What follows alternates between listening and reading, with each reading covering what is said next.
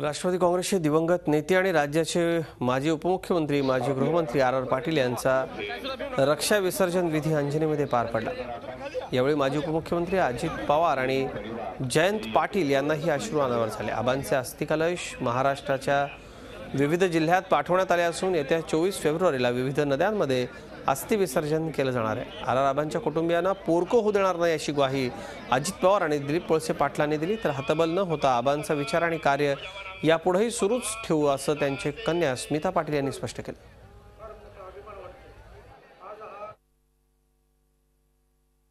देण्यासाठी आपण इथे आलो आहोत, त्याबद्दल आबांची लेख या नात्यानं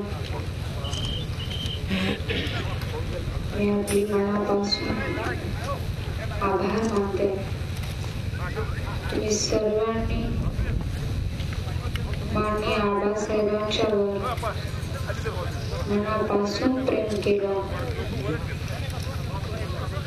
माननीय दादा येथे उपस्थित आहेत, सर्व ज्येष्ठ मान्यवर येथे उपस्थित आहेत, त्या सगळ्यांनी आबांना आपला भाऊ या नात्याने सहकार्य केलं। तुम्ही सर्वजण आबांचे कार्यकर्ते नव्हता तर तुम्ही सर्वजण आमच्या कुटुंबातले सदस्य होतात, कारण आमच्या वडिलांनी कधीच आम्हाला वेळ दिला नाही। जो काही वेळ होता तो फक्त आणि फक्त तुमच्यासाठी दिला। मला पप्पा नेहमी सांगायचे की स्मिता, माझं कुटुंब म्हणजे तुम्ही 3 मुलं आणि आपल्या घरातील माणसं नाही, ही जनता माझं कुटुंब आहे। माझ्या पप्पांचं एवढं मोठं कुटुंब आहे।